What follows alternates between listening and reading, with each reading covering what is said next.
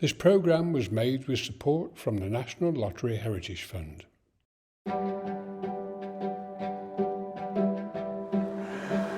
Founded by the Danes in the 9th century AD, Grimsby got its name from the legendary fisherman Grim and by the Danish word for village. And by the time of the Domesday Book in 1068, it had a population of 200, which was quite a large village by the standards of the time. The river that ran through the village to the wide estuary offered a safe haven for ships that sail the North Sea. And in the 12th century, the village grew into a port. In 1201, Grimsby was granted a charter by King John, which gave the town people certain rights. From then on, Grimsby had its own court and its own local government. The first town hall was built on a site near St James Church. A second one followed in 1391. A third was built in 1780, across the road from what is now the site of the Grimsby Town Railway Station. And during the 19th century, Grimsby boomed as a port. Civic leaders of the time decided that a new town hall was needed to accommodate the increasing administration and reflect its rising status. Built on the edge of town in the area known as 6 Acre Fields, the magnificent new building was completed and opened in 1863.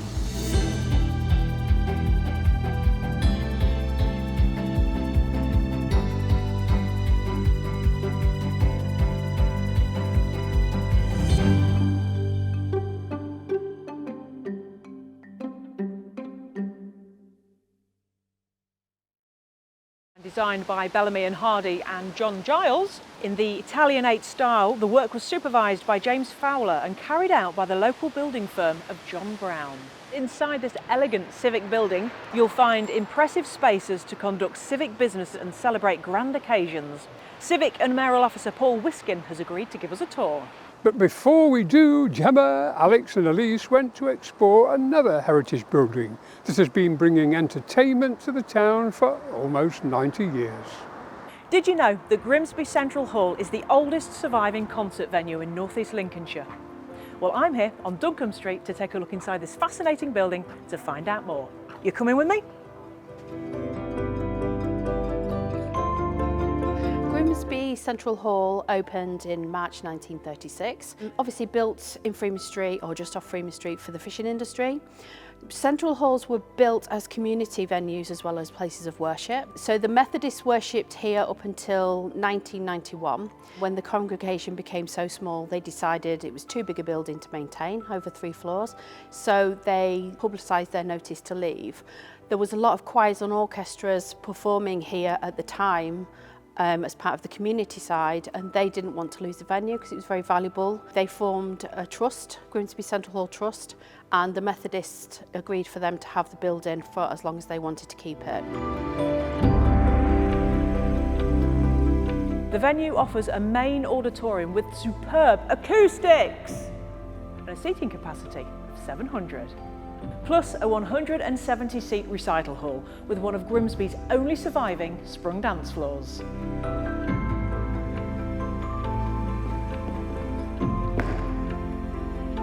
Grimsby Central Hall has been the beating heart of the local music community for over 85 years. Orchestras, bands and pop stars have all performed at this iconic venue. Originally, when the trust took over, it was for more of the classical side. So we had a lot of orchestral, a lot of choral, brass bands taking place. In the time of the Methodists, we did have solid entertainment started there. The fact that it's got the iconic stages that have held people like Iron Maiden and Def Leppard in the past. Although the Central Hall quickly became the popular beating heart of the local music life, permanent closure became a constant threat. In the late 1980s, that threat became a reality, but the local music societies were unwilling to accept the demise of their home. Under the leadership of the late Roy Kemp, whom one of the halls is named after in remembrance, they established a charitable trust with the aim of maintaining the building. So we've started to come back round to that. So we've had a lot of tribute acts coming in. Michael Dorr, who's a very famous local musician, loves coming and performing here. He calls this his home. We've got G4 coming at Christmas, which is very special to us. It's all of that that we're starting to build up and get more things coming on for the younger generation, really. Sydney Show have been with us for just over a year. They're doing a night at the asylum here. So basically they're going to turn this whole venue into an asylum. You walk through the doors, you'll be coming into an asylum where the patients have taken over. So it's going to be a great night. Grimsby Central Hall also houses the historic Fishermen and Seamen's Memorial Chapel, reflecting Grimsby's proud maritime heritage. But Fisherman's Chapel was originally at the Bethel Mission. That building closed in 1966. So all the memorials, etc. were moved here and it opened on the 22nd of May 1966. The stained glass windows that previously overlooked the sea were obviously too big for this building, so they were split down into their 3 component parts, encased in oak and put on the altar. So it's very special to us. We still hold a lot of fishermen's funerals and fisher family funerals. We have a lot of people come in to find their relatives on the memorial board, so it really is a special space for us and we cherish it very much. The chapel is a monument to great sacrifices, and it's also somewhere to pause and reflect as it continues as a place of worship.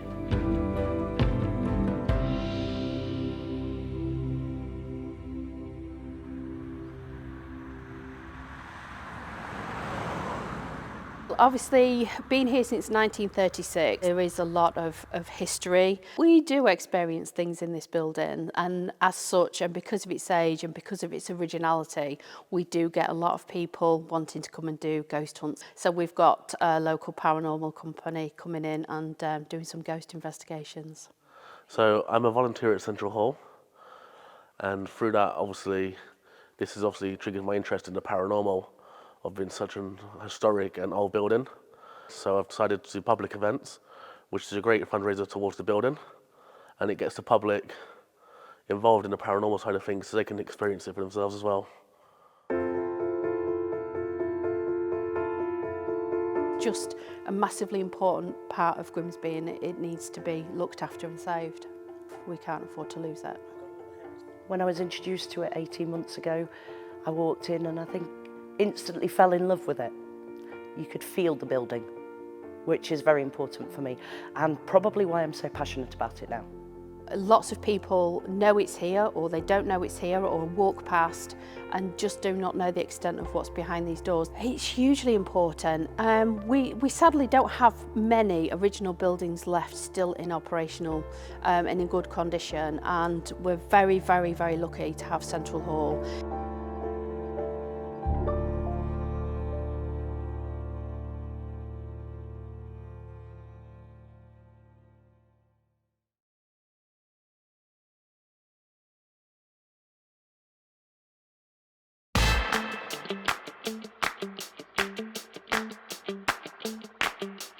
Because I've got boobs and because it's good for me and my baby. I breastfeed because I wanted to. She needs the bonding, she needs to feel safe. Breastfeeding does all that. Initially that bond was just absolutely phenomenal. I breastfeed because it is very empowering. Breast milk is amazing and it's designed for me and my baby. I breastfeed my baby. And me. And me. And us.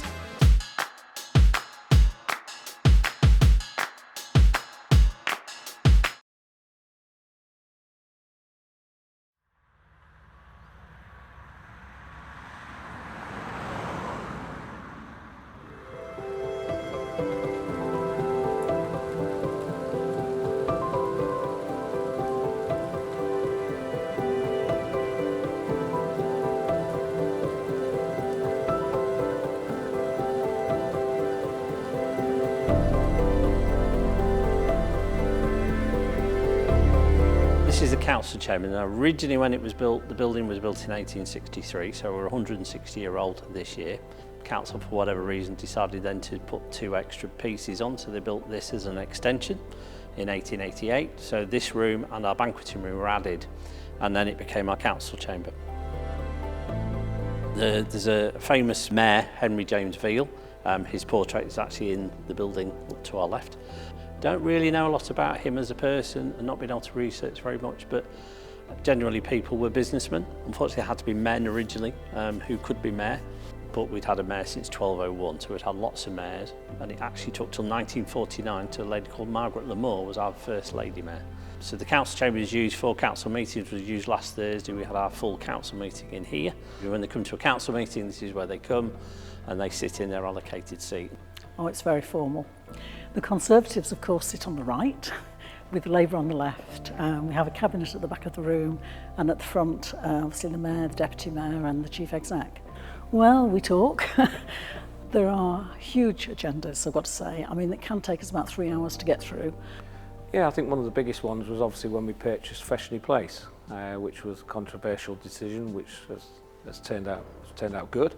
And yeah, I mean, that was across all parties was a difficult decision. To be stood in this actual chamber, the council chamber, where we conduct our business, it's got a fantastic feel about it. It's steeped in history, from the furniture, the chairs that we sit on, to the wall panelling and even the paintings on the wall depicting some of our mayors from the late 1800s. So it's a really fantastic building to sort of come into.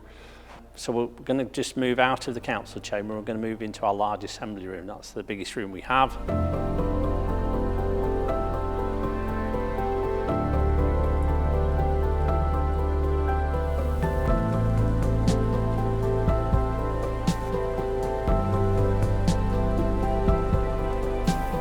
This is our assembly room, very important room. It's used for many, many events. One of the biggest events we have every year is our mayor making ceremony, which is held in here.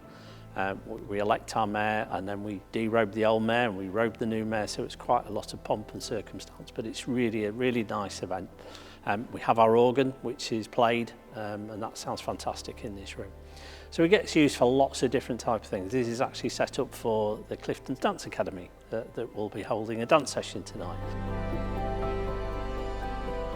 And we've got our famous mural. So it actually depicts, allegedly, a royal hunting in Bradley Woods for boars, hence 3 boars, and that's where the crest of Grimsby originally originated from.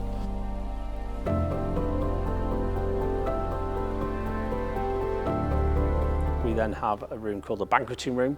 We then have our room which we used to call the lounge. We have now renamed that the Lincoln Suite. It's been refurbished. This is after a former mayor who sadly passed away, Norma Lincoln. And then you've got a small room upstairs which is called the robing room. It's not used as that now, but in days gone by, for council meetings, all councillors would have robed up in the robing room and then moved into the chamber. And then downstairs we've got 2 or 3 rooms. One particular is our Crossland Suite. That's named after Anthony Crossland, former MP and Foreign Secretary. And then we have the Mayor's Parlour, which is the Mayor's prerogative to use throughout his or her mayoral year. The archives is basically the archives for Grimsby Cleethorpes all over the years, even some of Humberside's ex-archives. And that's looked after by a gentleman called Adrian Wilkinson. And they have lots of different documentation and photographs.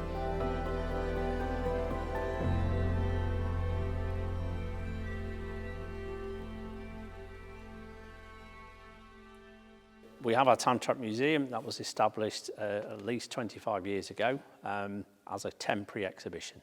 It's still here.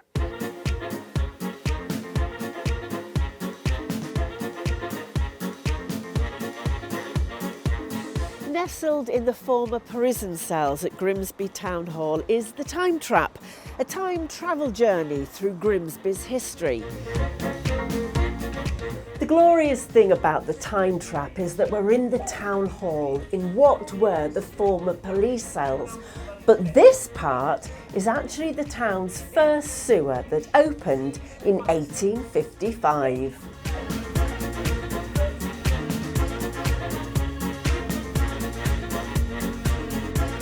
One of the interesting parts of this visit is this graffiti wall.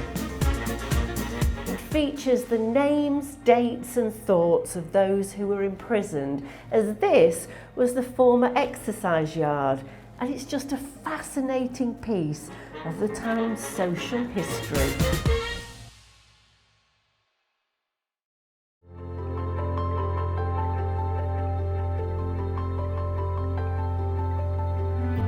Well, I think it's tremendous. I mean, it's such an impressive building, and it's been here quite some time now. It was built in 1863 at a cost of £6,500 in those days. But as one of the trustees, you know, we're responsible for maintaining it.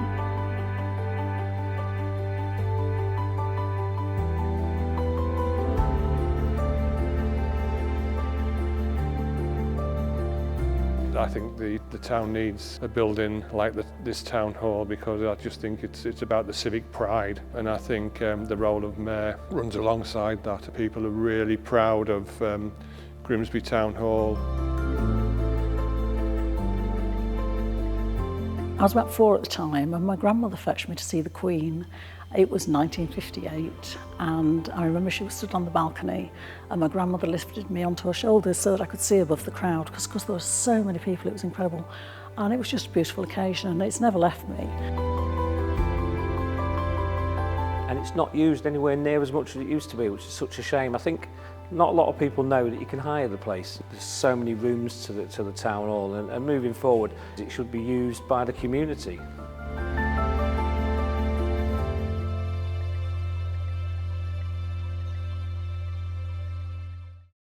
As declining industries are replaced with new ones and old buildings take on new roles in the rapidly developing cultural sector, Grimsby is once again becoming an industry leader, not now in fishing, but in the new technologies that aim to find solutions to the most important challenges of our time. This civic building not only reflects our proud heritage, but also responds to the Grimsby of today. Well, that's all for the Heritage Channel for now. Make sure you don't miss any of our programmes by subscribing to the channel or following our Facebook page. For a roundup of arts and entertainment in the region and a review of the latest book and film releases, tune in to our sister channel, Billboard TV. Thank you for watching. We look forward to seeing you next month for more news, views and heritage stories.